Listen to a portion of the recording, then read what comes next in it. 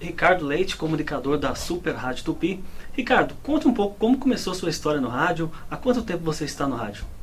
Olha, eu estou há mais de 20 anos no rádio e existe o período extraoficial e o período oficial. Graças a Deus, os dois já passaram de 20 anos. Mas eu comecei no rádio no interior de São Paulo. E eu me apaixonei pelo rádio porque eu percebia na casa da minha tia, que eu morava com ela, que todos os finais de semana as pessoas se reuniam no quintal, era um quintal grande e tal, e às vezes tinha um churrasquinho, tinha uma conversa, davam risada e tal, e eles começavam, sempre tinha um pessoal que gostava muito de transmissão de futebol, então tinha os jogos, né, com os grandes narradores, Osmar Santos, Fiore Giliotti e assim por diante. E eu notava o seguinte, que ali na conversa, etc e tal, quando saía um gol, tinha um lance importante, eles paravam e chegavam perto do rádio que ficava em cima do muro, assim, né? Então eu comecei a perceber que o rádio ele era muito importante, né? Ele era capaz de mudar as pessoas, o comportamento das pessoas, chamar a atenção das pessoas. E depois, mudando de cidade, tempos mais tarde, eu me apaixonei pelas transmissões de futebol. Eu dei sequência a acompanhar as transmissões de futebol no sítio onde eu morava. O rádio era o meu companheiro nos finais de tarde, no domingo principalmente, e eu ficava lá ouvindo o Osmar Santos, as transmissões, e eu me apegava muito àquilo, eu gostava muito daquilo. E depois, indo morar na cidade, eu conheci uma pessoa que trabalhava na rádio lá da cidade, e falei para ele desta curiosidade, deste meu encanto pelo rádio, mas eu não tinha assim pretensão. Quando eu conversei com ele, eu não tinha pretensão de trabalhar em rádio, eu só fiz um comentário com ele. E ele falou, olha, você acredita que estão precisando de um repórter de futebol? E eu estou procurando, eu não consigo, saiu nessa semana um repórter de futebol e eu preciso de alguém para o domingo, eu não sei quem eu coloco. Aí ele falou, você não gostaria de tentar? Aparece na rádio lá amanhã. E aí eu fui no dia seguinte na rádio e acabei conhecendo a pessoa, batendo um papo, e ele me meteu numa fria, né? 2 dias depois, lá estava eu num campo de futebol da 2ª divisão, transmitindo futebol, ou pelo menos na primeira vez tentando transmitir futebol. Foi assim que eu comecei. Bom, você começou desse tempo até hoje o rádio passou por várias transformações. Como que você vê hoje o rádio atual, o rádio que está na internet, o rádio que está em qualquer parte do mundo? Hoje você pode ouvir uma rádio que é transmitida aqui de São Paulo. Como que você vê essa transformação, essas mudanças, inclusive de tecnologia? Você tinha fita, você tinha cartucho, várias ferramentas, e hoje está tudo digital, está tudo mudado. Bom, eu vejo o rádio hoje num processo de evolução muito grande, sabe? O problema é que nas décadas de 80 e comecinho da década de 90, eu tenho a impressão de que o rádio, e aí não é culpa do rádio, mas das pessoas que faziam o rádio, elas estavam acostumadas com uma fórmula de rádio. E como aquilo estava dando muito dinheiro, eles continuaram fazendo aquilo, né? Aquele jeito de comunicar, aquele jeito de funcionar, tinha que ser naquele formato, né? Às vezes até tolhendo um pouquinho a liberdade de expressão das pessoas que participavam do programa e até dos próprios comunicadores, mas tinha que ser daquele jeito, né?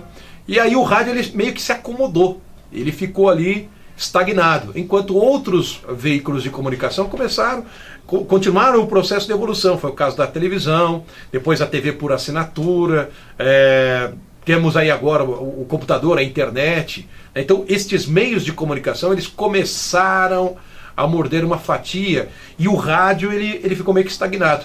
E agora, dos anos 2000 para cá, eu percebo que há pessoas com cabeças mais avançadas que estão se preocupando em recuperar esse espaço perdido do rádio.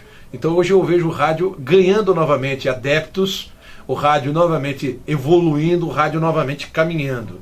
Eu não sei com toda sinceridade como vai ser essa evolução do rádio. Ela começou lenta, hoje há pessoas e grandes empresas que já estão investindo mais nisso aí. O rádio está evoluindo, ele está começando a acompanhar a evolução dos outros meios de comunicação. Agora, é nítido, hoje a gente passa por um processo muito curioso de desenvolvimento de talentos. Hoje eu vejo o rádio carente de talentos. Hoje as pessoas, elas em prol de uma tecnologia, hoje a gente está deixando de fazer algumas coisas que eu acho que são importantes, que é mexer com a sensibilidade das pessoas, que é comunicar com as pessoas, que é falar. Hoje está muito assim, toca uma música, fala um pouquinho, legal, não sei o que e tal. Aí vai, volta outra música, não sei o que e tal. Eu acho que o rádio está muito isso. E aí você perde um pouquinho o talento, o percentual de talento. Ele fica muito igualzinho. Você liga uma rádio, você começa a diferenciar as rádios não pela comunicação, não pelas mensagens, não pelas pessoas, mas pelas músicas. As músicas são maravilhosas, são importantes, mas o rádio não pode perder a comunicabilidade entre os seres humanos.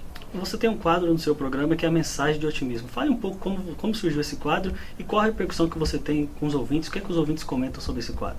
Quando você aperta a mão de alguém com satisfação, com alegria, você está praticando uma mensagem de otimismo. Quando você dá um sorriso espontâneo para uma pessoa, você está praticando uma mensagem de otimismo. Então a mensagem de otimismo, na verdade, ela acontece em todos os momentos. O que eu procuro fazer no programa é exatamente aproveitar estes momentos, observar esses momentos e fazer e torná-lo possível ou real através das palavras. Então o quadro, ele já me acompanha há muito tempo, desde outras emissoras. Sempre gostei deste quadro. Agora, qualquer comentário que a gente faz, ou até aqui o que a gente está conversando agora, é uma mensagem de otimismo. A diferença é que chega na hora, eu procuro fazer uma reflexão em cima de um fato habitual e entra uma vinheta, mensagem de otimismo. Mas não é nada diferente daquilo que a gente faz no dia a dia, né? A boa ação, o otimismo das pessoas, o acreditar nas pessoas e principalmente o observar. Cada momento é uma lição. Então o que eu procuro fazer é pegar essa lição e transformá-la num texto para passar uma mensagem de otimismo, para tentar acordar as pessoas, para que elas não fiquem esperando apenas a mensagem de otimismo, mas que elas passem a praticá-la também. Bom, já que estamos falando de otimismo, de mensagem de otimismo, que mensagem você deixa para uma pessoa que está começando hoje, que está indo atrás de um trabalho numa rádio, está batendo nas portas? Que mensagem que você deixa para quem está começando agora nesse veículo chamado rádio? O rádio, ele é falar, mas as pessoas elas pensam, quando você pega um microfone, por exemplo, quando você está perto do microfone, nós temos 5 sentidos, né? Nós temos lá o olfato, nós temos o tato, nós temos o falar, né? Nós temos 5 sentidos, o ver, o sentir. Então nós temos 5 sentidos. Quando você olha para o microfone, as pessoas muitas vezes, quando você pergunta o que é o microfone para você, qual desses 5 sentidos você lembra? E a pessoa diz assim, olha, o microfone me lembra a fala, me lembra a voz. Aí é o primeiro engano para você que está começando no rádio. Isto aqui não tem a ver com a boca. Isto aqui não é a sua boca. Isto aqui é o ouvido do ouvinte. Então muitas vezes você não precisa gritar para passar uma mensagem. Você está falando no ouvido de uma pessoa.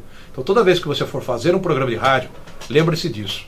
Você não está falando com a sua boca. O microfone, ele é na verdade o ouvido de um ouvinte. Então cochiche, converse, troque ideias. Mas para isso acontecer, meu amigo, você primeiro precisa ouvir e ver. Você precisa ler bastante.